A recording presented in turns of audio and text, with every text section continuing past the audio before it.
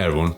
One of the most common things that people are decisive on is comedy, because there's no way that someone can make a joke that everyone finds funny. For example, on one of my last videos, I read you the story of Ari Shaffir, who in my opinion, has a very try-hard and edgy style of comedy. But despite that, he's still a pretty big comedian, so there's clearly an audience for those kinds of jokes.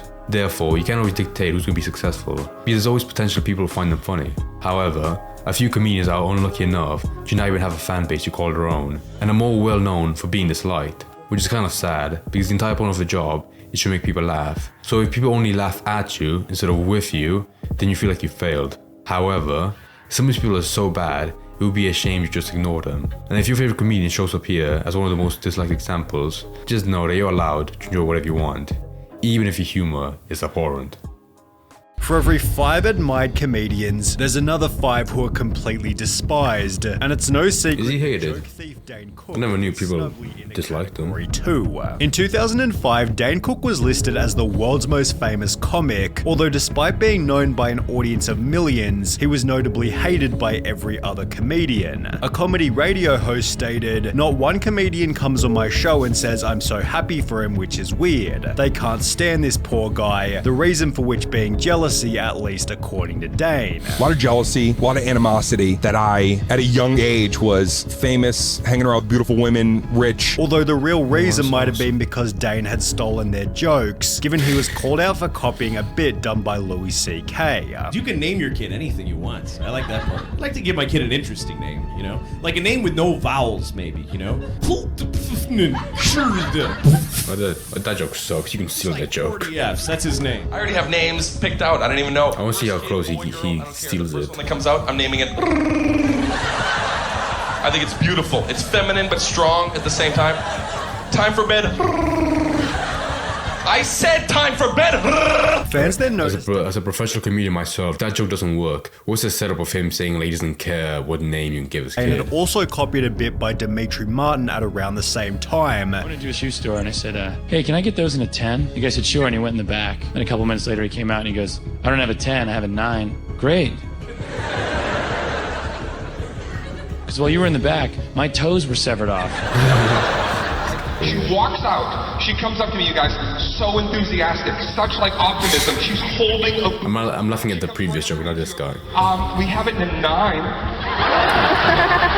Great. You guys also have a bone saw anywhere nearby? With Patrick CC That's running one thing I through find so even weird about like joke thieves, who are like they have so much freedom in what they can take from and twist, but they still make it so close that people can still tell they just ripped it off someone else. more examples in this video before touching on another reason Dane Cook is hated. His joke about the... It's weird how being a comedian is the one job where you can't get popular or famous from just stealing jokes, as long as you don't make it obvious. So I heard that the guy came into the theater about 25 minutes into the movie. I don't know if you've seen the movie. The movie's pretty much a piece of crap. Pretty sure that somebody in that theater about 25 minutes in realizing it was a piece of crap probably was like, oh, shoot me. The controversial joke resulted in article after article, as well as Twitter posts reading, "Anyone who knows me knows I think Dane Cook is the single worst comedian ever. He's never been funny. Now he's just an awful human being." But while Dane Cook isn't liked for his disrespectful and sometimes stolen jokes, Theo Von is hailed for his unusual originality. His sense of humor has been... He's the one guy I've seen all the time on TikTok, but I barely know anything about. ...orthodox that I can't compare him to any other comedian, which summarizes Theo Von perfectly. There's a few guys, Theo's one of them, that have like a style of comedy that you will never be able to explain to someone. They gotta go see him. When you hear him say, "We had this one guy," you know you're about to hear a wild story full of bizarre situations and metaphors described in the To be fair, I do love those kind of jokes where they just make it, they make a story out of their ass. A limb, and he was which limb? He was missing part of his leg, I think, or he said he was, so he could have been faking it. CGI or something? I don't know what his name was. CGI, it was a white dude. Okay, Jack. He's the absolute king of the metaphor. Whenever he says something is kinda like etc., it's always the funniest, most outlandish comparison I've ever heard. You look like a guy if somebody had a cheat code in Double Dragon, bro.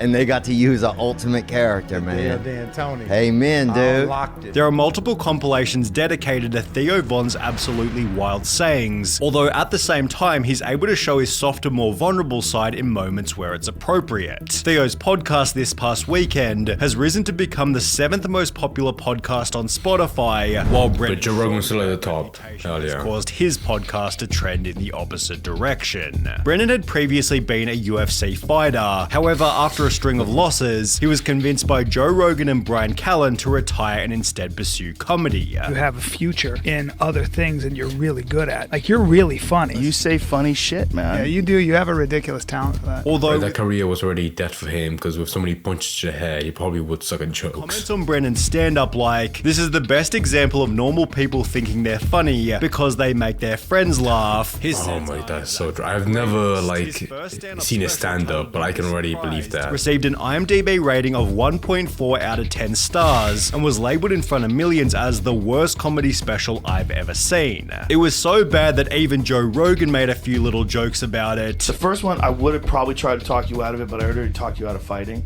Yeah. And I was like, I can't talk him out of this too. However, for Brendan, the worst was yet to come. 3 years after his first special, Brendan Schaub released another one titled Gringo Papi, which received an even lower IMDb score of 1.1 out of 10 stars, meaning he was unable to sell it to a major buyer like Netflix. Instead, he uploaded the special to his YouTube channel, where it received an 85% dislike ratio and comments such as, damn, this guy sure has some hidden talent. Hope he finds it one day. Every time I feel down, I watch Gringo Papi. Then I realize whatever has me down or whatever adversity I am facing isn't as bad as this comedy special. You know it's a Brendan Schaub stand-up special when the comments are funnier than the actual video. I was about to say. Stand-up again being labeled as the worst comedy special of all time, it seems Brendan's main problem is that he isn't very skilled, and the audience has therefore been grabbed. Just from the name, Gringo Papi. Even though his name Brendan Schaub, that name sounds so far removed from being like Hispanic that he took like one DNA test and it was like 1% Mexican. Like, oh my god, I'm Hispanic. You know what? If he has that much freedom to like shift career from being a UFC fighter to comedian, I gotta hand it to him. That is a pretty nice luxury to have. Most big comedians had to like start out by going to the same bar over and over and over for years, doing the same stand-up until they got a good offer. But he was able to do it quickly because, you know, of the UFC tie. So I can't blame him. Heading towards Shane Gillis. He got his big break in 2019 after being cast on Saturday Night Live, which he was then fired from immediately after the media dug up controversial comments made on his podcast. And then I got canceled immediately. You got canceled on the way. They literally were like, how about this guy? And I saw that's the guy, like, when he got canceled, was like, I don't care, I'm going to Joe Rogan podcast. And he said, oh, are you?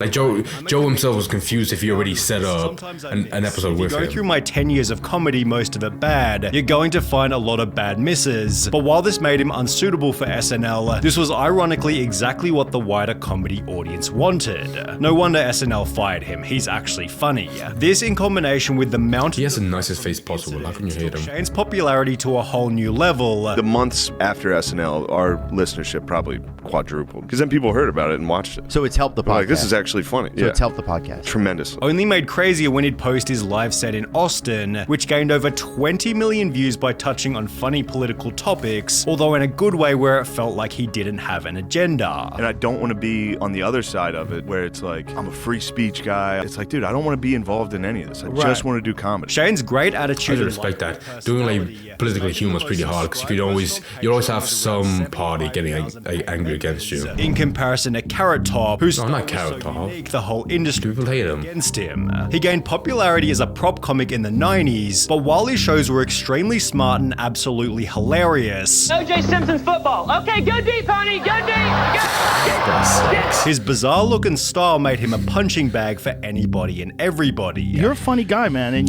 you at least used to take a lot of shit, and I never understood. What does Joe always like loom around these bad comedians like the Grim Reaper, always like saying, yeah man, you're good, and then they say, oh, he looks I don't either. I never have. Like he always sets them up to be like massive, but then they fail. This became most obvious when Carrot Top simply flew over his city in a fighter jet. And the next day on the front page of the paper, Carrot Top disrupts city with flyover. Oh, that's badass. Come on. Everyone's up in arms because the building shook and everybody was like, oh, what, there's a war happening? and I think they were... Carrot Top, was it the US? Yes, because it was me. And in a Reddit thread talking about him, the only reasons people had to hate Carrot Top was he's annoying, not funny, and comes across as a gigantic douchebag, which pretty much confirms the theory. Carrot Top's name has become synonymous with bad comedian we should make fun fun of. In another article, Carrot Top was described as the most successful comedian no one will admit to liking, with one of these haters being another comedy legend. So is Bill Burr just going coals on me? I mean, just right? I mean, just bad. Who then apologized to Carrot Top after meeting him in person. And then when I finally meet him, he was like, dude, I'm so sorry. Like, he came and hugged me. And Carrot Top was hated for so long that he's now considered a legend. They're kind of like saying, you know what? It really is like a carrot just rotting over time, looking more and more I mean. Around and, you know what? He can stay now. You had somebody earn my wings. With Bobby Lee having earned his wings in a similar kind of way. One of the things that makes Bobby Lee so likable is his ability to laugh at himself for the sake of audience entertainment. Bro, you're the worst looking of all of us. What do you think he is out of 10, for real? You're a 2, buddy. 2, buddy. You're like a 2.5 at most, probably closer to a 1.5. Give me a bigger number. Okay. You want an honest No, number? honest. Okay. You want the honest number? Please. I was being generous as a 1.5. I'm a 1.5? Something close to 1.7 Did you say what? Showing that he's comfortable. If that was my f***ing show, I would stand and beat the shit out of him. I could put him in a chokehold so easily. There seems to be a running theme of comedians where the more, not ugly, but the more average looking they are, the better comedians they are. Because that always has been like the longest like theory in comedy, where like the more relatable you are, the more funny people find you. And there is nothing more relatable than just being like average looking or just at bare minimum ugly maybe. Because that is just like the general population. Plus no one wants to see like a good looking guy go on stage to make jokes. Because even if he doesn't try to, people do feel like a small bit of arrogance of people like complaining about their life, being like, okay dude, well you're good looking, what do you have to complain about life? His own skin. This helps him deliver some of the most savage roasts on the internet. My dad abandoned me, but then I love my mom.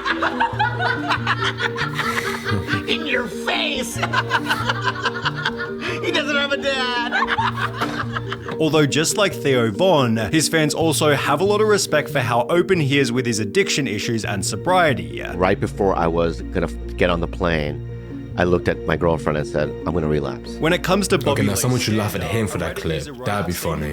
That'd be a good way for him having his own medicine. Cried laughing each time, while another person called it the hardest I've laughed at a comedy show of a decent slate of shows. It seems Bobby Lee finds love from the audience regardless of what he's doing, while the audience has recently been finding many reasons to hate Tom Segura. At the start of his career, Tom Segura was one of the more humble comedians. However, after losing over 50 pounds and building a net worth of 12 million. Oh, what a piece of... I hate him already. Him. He'd begin to joke about the general population by calling them poors. So I've received a remarkable number of He looks like a depressed tumor that was cut off Joe Rogan's big bald head and grew to be an actual person. He looks so much like him. The use of a washcloth in the shower, and it's kind of well known. It's what poors do. However, it quickly became obvious that he wasn't really joking. Every time we talk about like a watch or a car, there he is. Like a bunch of what was his name? Losers that try to tell me that I'm making them feel bad about their situation. I'm struggling with rent this month. Figure it the f*** out. In October 2023, Tom tweeted about being inconvenienced by American Airlines, and after being called entitled by his fans, Tom responded by what did he say? I want to know. Because I've seen a lot of people complain about that airline company. Dumb N-word, I just assume the worst, from at American Air made me gate check my bag so she feels a little power she has in her life. I get it. You win the round.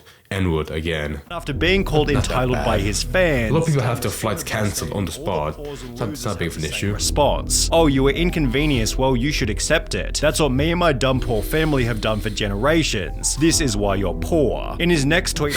Wait, did he forget English in that last sentence? He said you are a poor. Family have done for generations. This is why you're poor. In his next tweet, he'd respond to a fan by simply writing poor, while a third tweet read, the lowest level poors get upset, as they've been trained to do when you point out they're happy to do what I'm told servant mentality. They don't value time because their time is worthless. You are specks of shit on a washcloth and washcloths belong in the trash. The rant instantly turned some 14-year-old wrote this for him. Internet. Probably not that much money left over for the guys in the booth either. Oh, it's all man. Tom and Christina just running around, getting on private jets, making fun of poor people. While others dug deep to find his wealth was likely inherited. It turns out That is so. I was about to say he feels like a 14-year-old because one, no grown-ass man this old as him, like 60 or 70, however ancient he is from that grey beard, has that much energy to be that spiteful. And two, most people that like earn their money.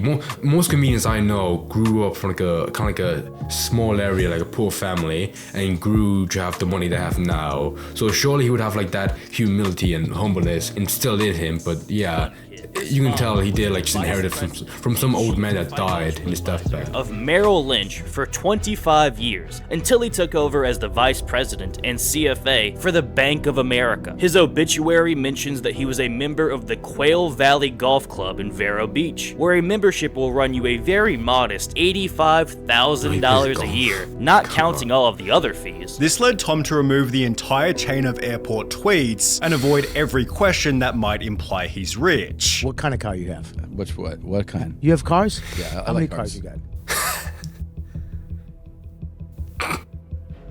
You alright? Yeah.